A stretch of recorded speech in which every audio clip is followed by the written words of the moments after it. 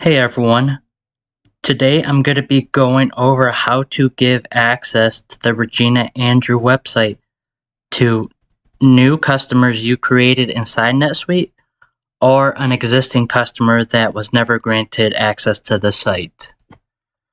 So the steps for doing this is let's go to a recent customer that we manually put in ourselves. So this will be a customer who did not go to create account on the Regina Andrew website. This would be a customer that you yourself created. So what we're going to be doing here is we'll edit this customer. We'll scroll on down. We'll click on website. And here we want to make sure this customer approved box is checked. Next is we will go to system information. And here it does default to the system notes field. What we're going to do is go to this access field. So we'll just click right on that. And here we'll check give access. And here we will create a temporary password for them to log in onto the website for. And the reason why we have to add this additional step is when they originally create an account on the website, they make their passwords themselves right here. But since this is a customer we created ourselves, we got to give them a password on the system information field underneath access. So here we'll go ahead and hit save. One other thing is you will see these contacts. So we have a Lauren Miller, the sales professional, and a Bob Smith.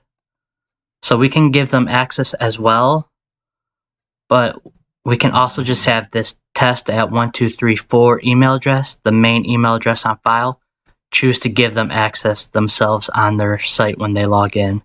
And I'll show you how to do that as well.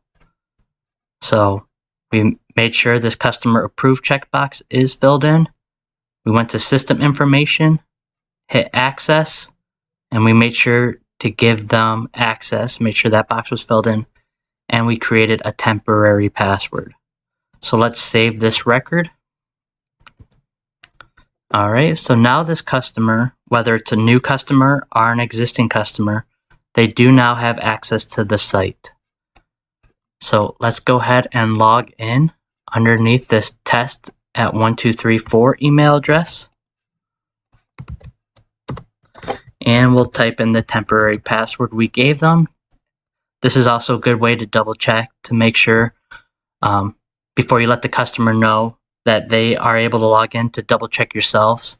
You don't want to say that they're okay to go and log in if for some reason you can't log in. So this is a good way to make sure everything is working properly. But we are logged in underneath the test at 1234 email address, which is the account administrator, since they are the main email address on file. So if I was them, I can now give access to this Bob Smith, one of our contacts on this record as well. So here we will go to my account. We will go to contacts. And here we will go to company contacts. So here I'm going to let them see pricing. I don't want them to place orders or check out, so I won't check that box. And then I will approve them for the website. This will give them access to log in as well. So this one has to be filled in if you want this contact to log in to the Regina Andrew site. So we'll check this box, and we see it does not fill in. That's because we can't give them access without a password. So what we'll do instead is you can either click on their name or their email address, and a new window will come out. And here we'll fill in the required information, which is the phone number and the password that we want to give this temporary account as well. And here we will update the contact. Oh, but it looks like it wants a special password. Okay, so now we'll update the contact. And here we see that they are approved for the website.